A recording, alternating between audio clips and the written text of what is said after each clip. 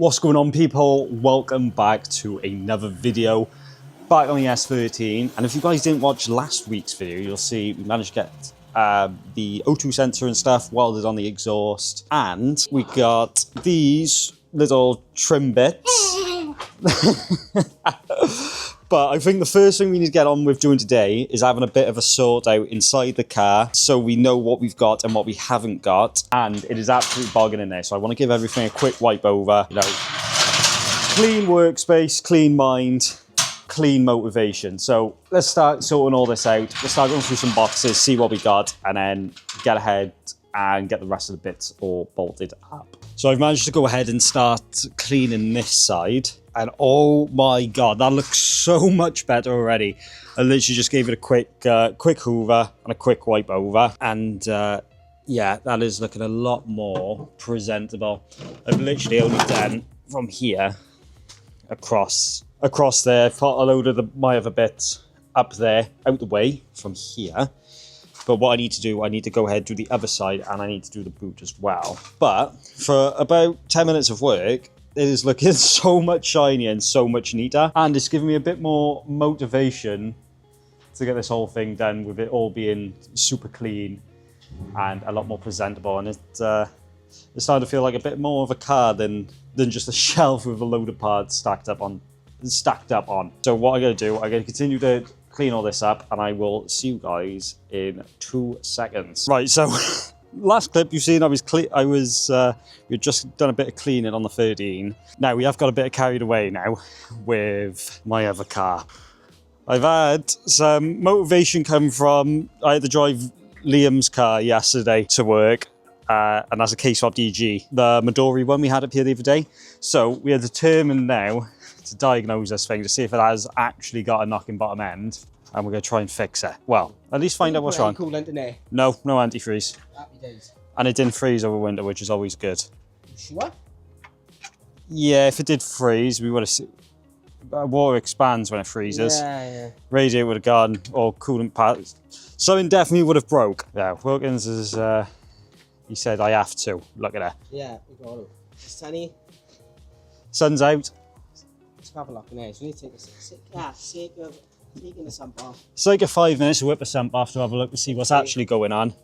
It's well worth it. The 10mm bolts for the pry bar. And we'll be mint now, because I really, really want to get this thing back on the road. After driving Liam's car, I need to get this back on the road, and I need to sort out my TPS issue. I got a real weird issue where the TPS doesn't read between 1 and 5%.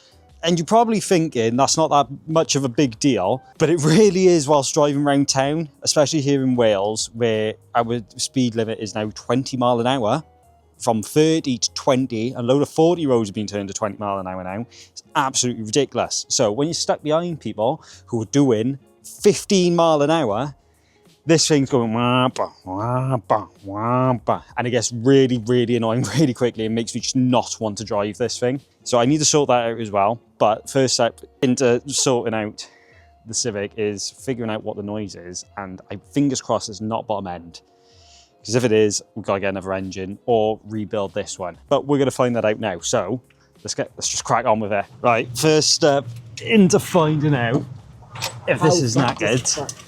Oh, watch your eyes. Let's get the sump plug out. Hey, son, how tight you do it? I've never taken it off. What do you mean? Since you bought the engine? No, I had it off when I had the engine, yeah. Probably, I don't know. Wow. That was... Torque. That was torque the spec. I'm not even going to lie. Well, that's very watery. They don't look metallic-y though, which are making me more concerned. How watery it is. That'll be fuel, that will. Oh shit. There's wind. But Yeah, watch yourself while you got oil on the camera. I got oil on my face. That is mint. I didn't take the storm into consideration. No. You have got oil on the lens. Oh my God, the camera's... So... Right, we're a bit cleaner. After the wind decided to pick up and absolutely cover me in oil, but again, it doesn't look metallic-y, which is, I don't even know if that's more concerning or not. We'll find out now. We'll find out now. Oh my god, it's fucking raining now.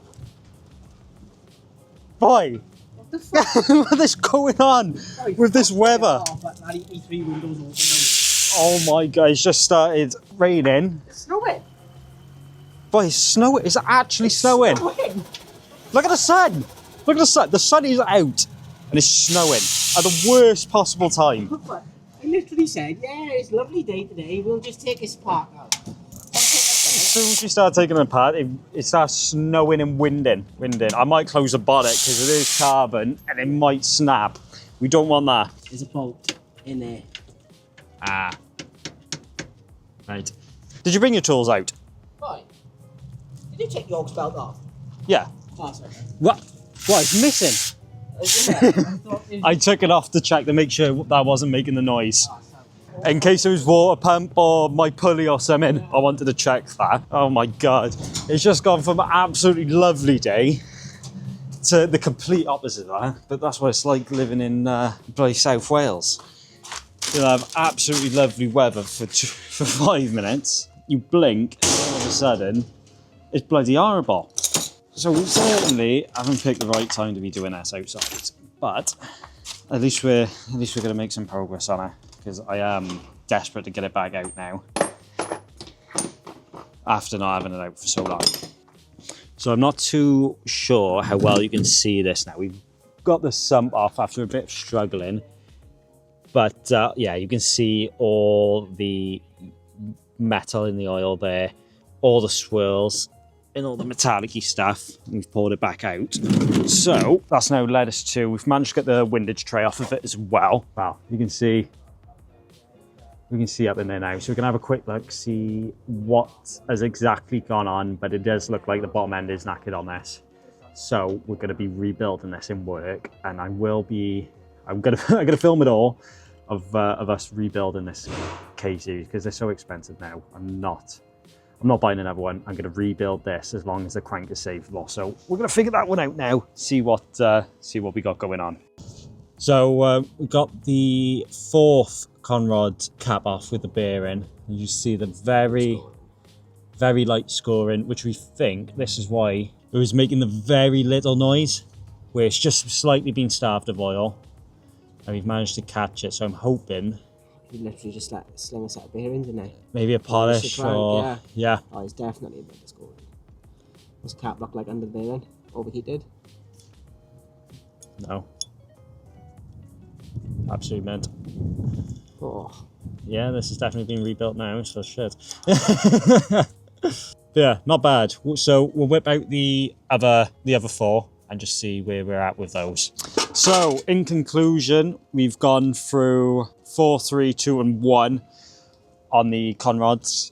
4th being the worst with that little bit of scoring. Then 3 was a bit better, and then 2 and 1 pretty much absolute mint. It is looking like we should get away with a polish on the crank, some new shells, new conrods, probably put new pistons in. But we're going to do a full refresh and a rebuild on this engine, and probably still be a lot cheaper than if we were to buy a new one, and potentially be in the same sort of thing with a fucked engine.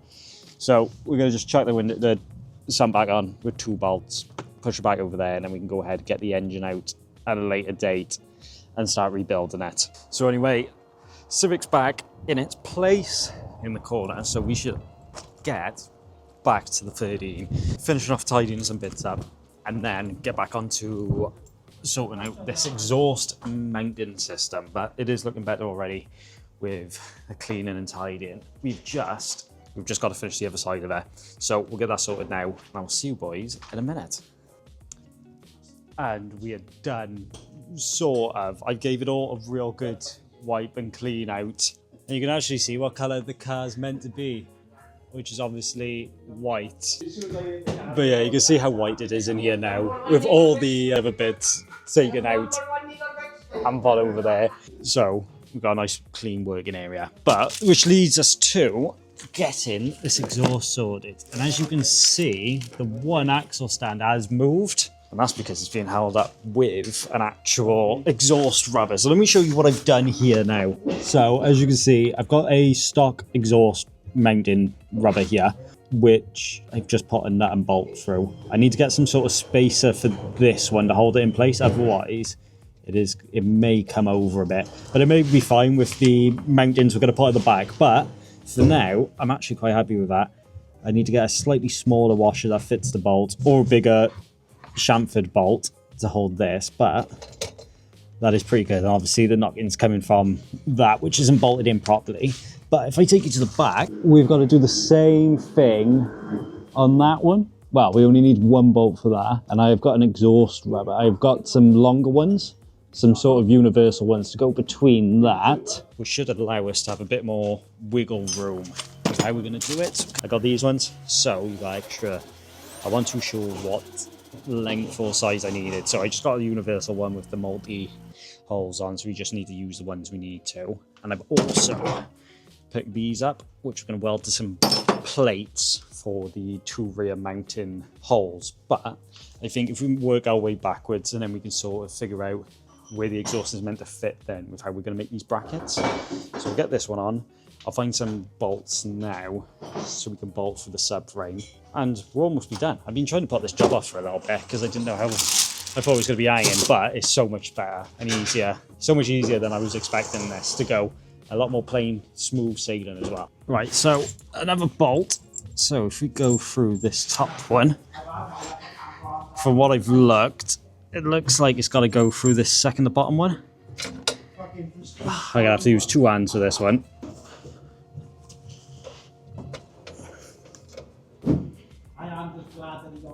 Oh, there we go.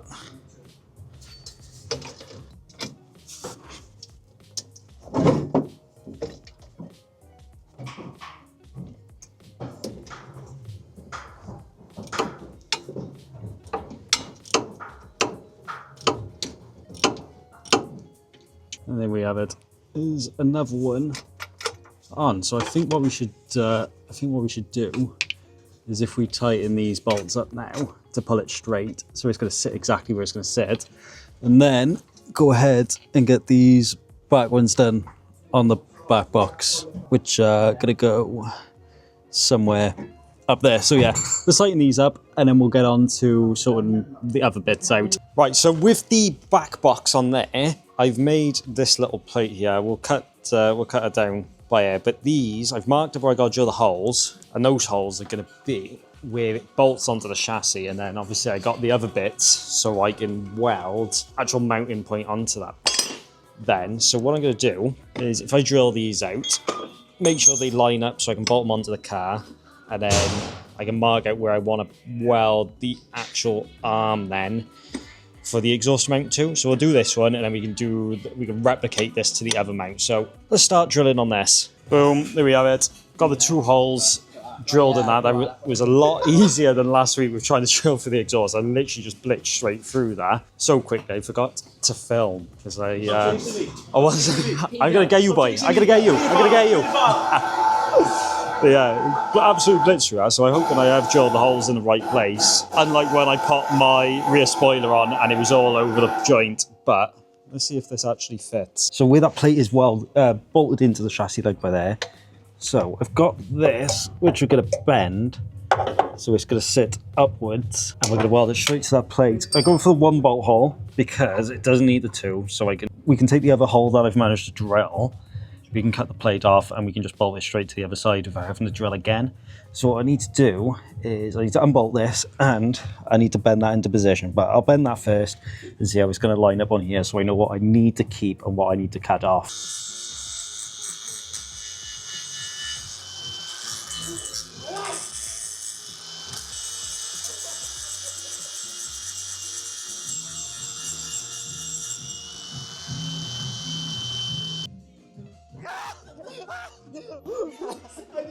What are you doing?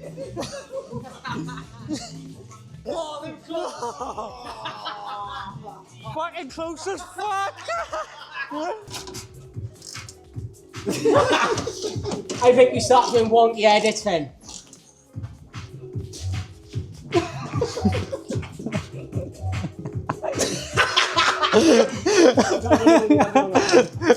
Lee, back him up. Go crazy. Yeah, you.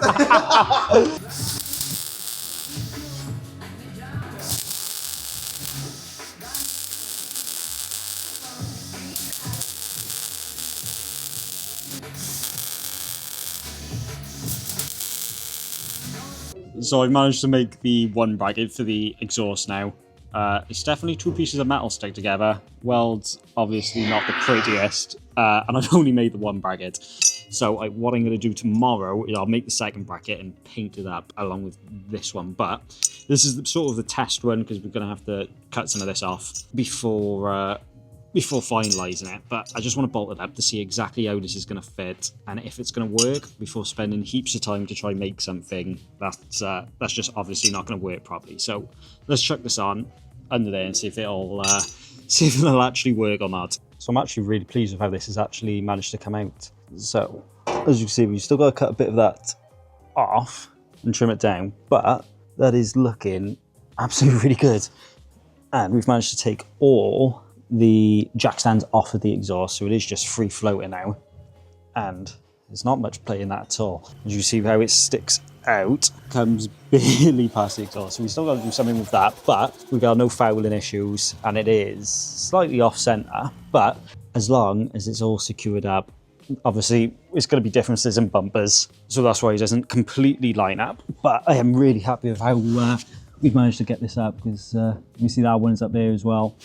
Obviously, we've got to sort this one out, but I'm going to try sort that out tomorrow when I paint the mounts and sort all that out and start making it look all tidy. But again, under here, you can see we got that all bolted up nicely as well. And we have got quite good ground clearance as well. Barely. Wow. I'm going to go with the chassis legs is still the lowest point. So we shouldn't beat up the exhaust too badly, but obviously it's still going to hit every now and again with all the speed bumps around here, but we should be pretty good still. And I'm actually really, really happy with that.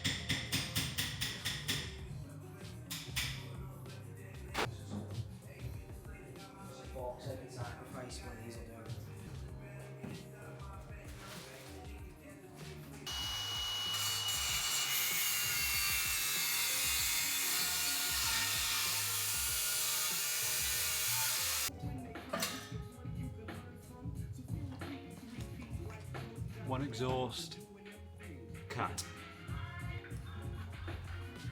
Finny welds like. Literally. Welds. You love a little bit of fabricating, you know. Finn's fab.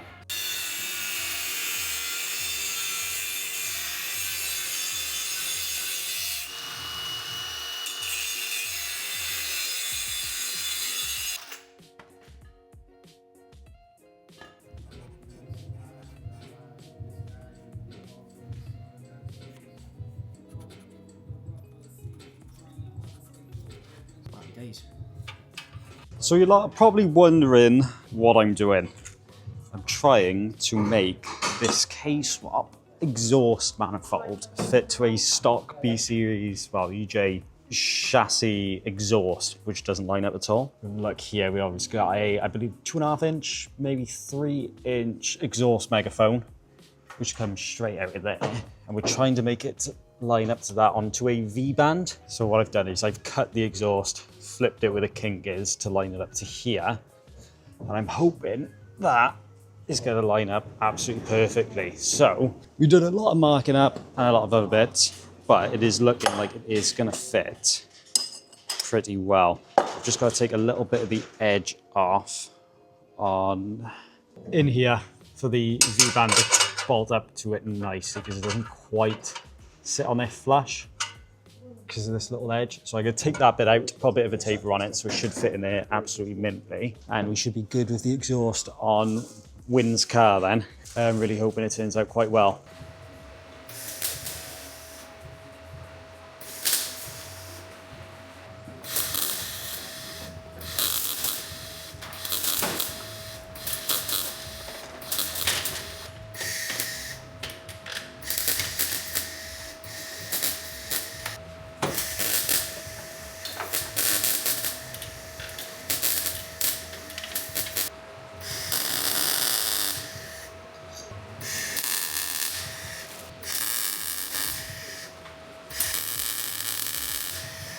So we've had to have a bit of a stop on the whole exhaust project.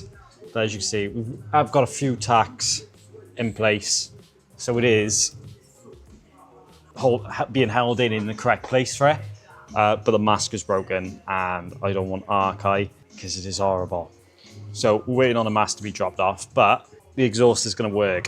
We just got a few tacks on there on both sides, just holding up into place. Ignore this. We're trying to figure out the settings on the welder. And it's going to work absolutely perfectly. Just getting by because he is getting another exhaust, but it is going to be quite loud. I think he's having assist by my customer.